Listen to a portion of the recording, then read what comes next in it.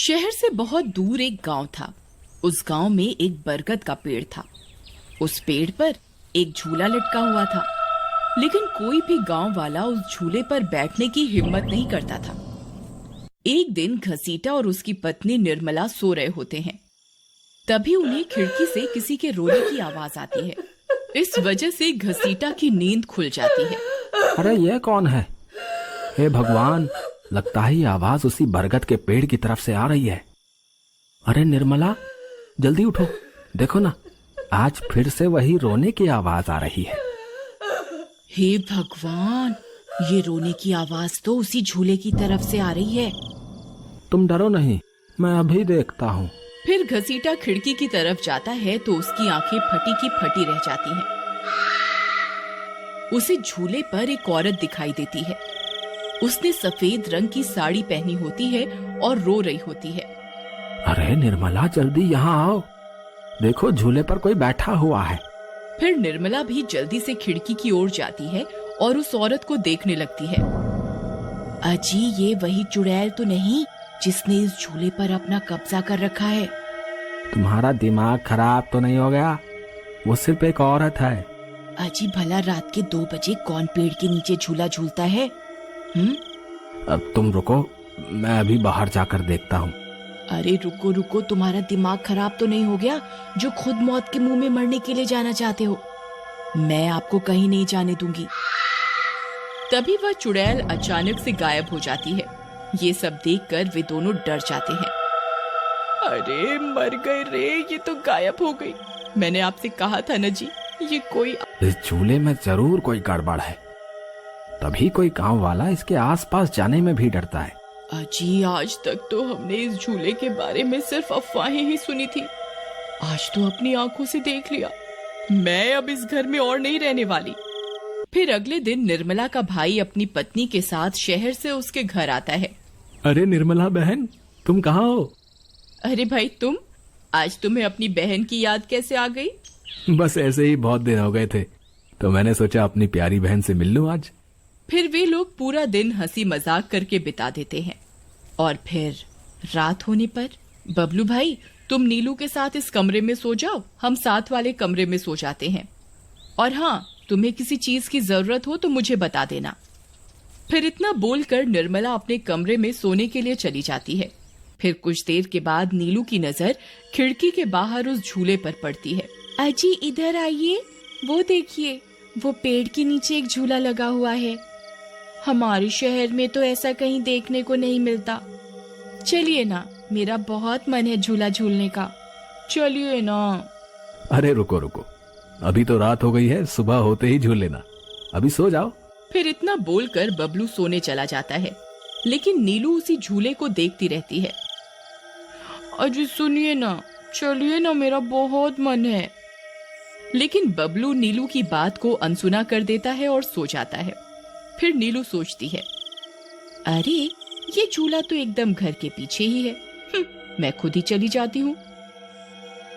फिर इतना सोचकर नीलू घर से अकेले ही निकल पड़ती है और सीधा उस झूले के पास पहुंच जाती है।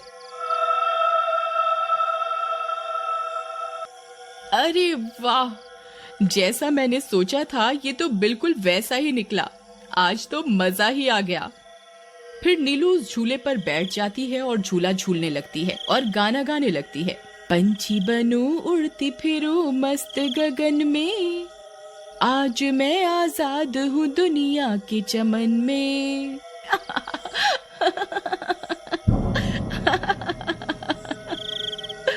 अरे वाह। फिर नीलू कुछ देर रात खुशी खुशी झूला झूलती रहती है। अरे वाह, आज तो मजा ही आ गया। चलो अब घर चलती हूँ, अगर इनकी नींद खुल गई तो ये बहुत नाराज हो जाएंगे। फिर जैसे ही नीलू उस झूले से उतरने लगती है तो उसे महसूस होता है कि किसी ने उसे पकड़ कर रखा है और वो झूले से नीचे नहीं उतर पा रही।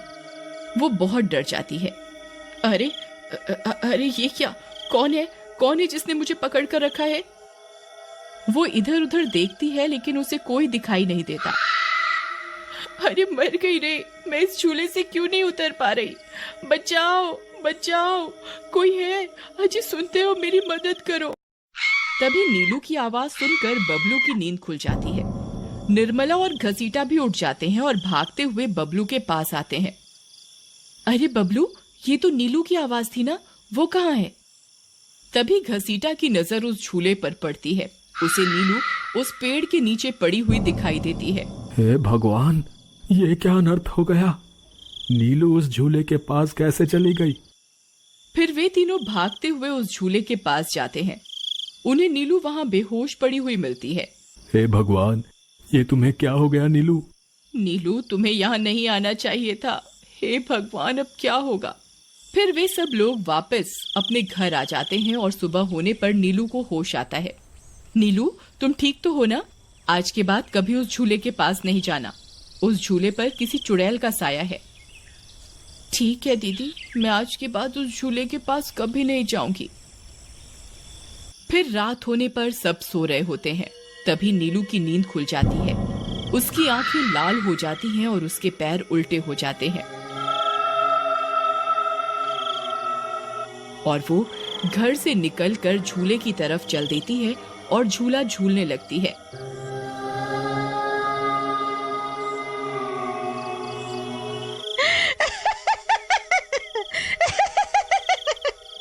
उसकी हंसी सुनकर उन सब की नींद खुल जाती है।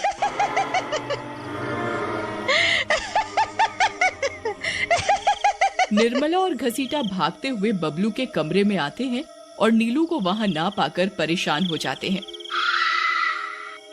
हे भगवान, अब ये नीलू कहाँ चली गई? फिर वे सब खिड़की से झांक कर देखते हैं तो उनकी आंखें फटी की फटी रह जाती हैं। नीलू झूला झूल रही होती है। अरे मर गए रे, ये नास मीठी तो फिर से झूला झूलने चली गई। अरे बेवकूफ बबलू, अपनी पत्नी को संभाल कर नहीं रख सकता क्या? देख, तेरी पत्नी आधी रात को कैसे झूला झूल रही है। दीदी, मुझे माफ कर दो। मैंने इसे समझाया भी था कि उस झूले की तरफ कभी मत जाना।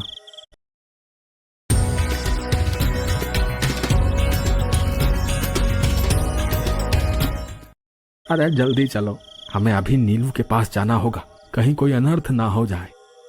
फिर वे तीनों भागते हुए उस झूले के पास पहुंच जाते हैं। ए नास मीठी नीलू, चल जल्दी से इस झूले से नीचे उतर।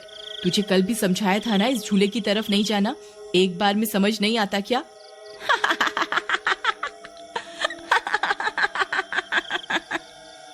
जरा इसके पैरों की तरफ तो देखो। अरे मर गए रे, ये तो चुड़ैल बन गई है। अरे मर गए रे, मेरी बीवी तो चुड़ैल बन गई। अब क्या होगा? अरे भागो रे भागो, सब अपनी जान बचाकर भागो। अरे मैं तो जीते जी विधवा बन गया। अरे मेरी बीवी तो चुड़ैल। तभी उन्हें रास्ते में कुछ गांव वाले मिलते हैं। अरे घसीटा भाई, क्या हुआ? इतनी रात गए, कहाँ भागे जा रहे हो? अरे भाई, इसकी पत्नी नीलू शहर से आई थी और रात को वो बरगद के पेड़ के नीचे बंधे झूले पर झूला झूलने चली गई। अब उस चुड़ैल ने उसके शरीर पर अपना कब्जा कर लिया है। हे भगवान, ये क्या अनर्थ हो गया? चलो हम सब मिलकर अभी वहां चलते हैं। फिर वे सब गांव वाले मिलकर वहां पहुंच जाते हैं। नीलू अभी भी झूला झूल रही होती है। ए चुड़ैल, बस बहुत हो गया। तूने हम गांव वालों को बहुत परेशान किया है। तेरी वजह से कोई भी रात को इस रास्ते से गुजरने की हिम्मत नहीं करता था, लेकिन बस आज तेरा खेल खत्म करके ही रहेंगे। चलो भाइयों, आज इस चुड़ैल को जिंदा नहीं छोड़ना, बता रहे हैं। भाइयों, हमें इस झूले को इस पेड़ से काट कर अलग करना होगा। फिर कुछ गांव वाले खंजर से झूले की रस्सी तोड़ देते हैं। झूला टूटते ही नीलू नीचे गिर जाती है और चुड़ैल गुस्से में नीलू के शरीर से बाहर निकल जाती है। हे गांव वालों, ये तुमने सही नहीं किया, अब तुम सब मरोगे। भाई जल्दी से इस झूले में आग लगा दो, हो सकता है इस झूले के जलने से ये चुड़ैल भी मर जाए। तभी एक गांव वाला उस झूले को आग के हवाले कर देता है। उस झूले में आग लगते ही वह चुड़ैल भी तड़पने लगती है और कुछ ही देर में वो भी जलने लगती है। मैं किसी को जिंदा नहीं छोड़ूंगी। अरे अरे मर गई रे।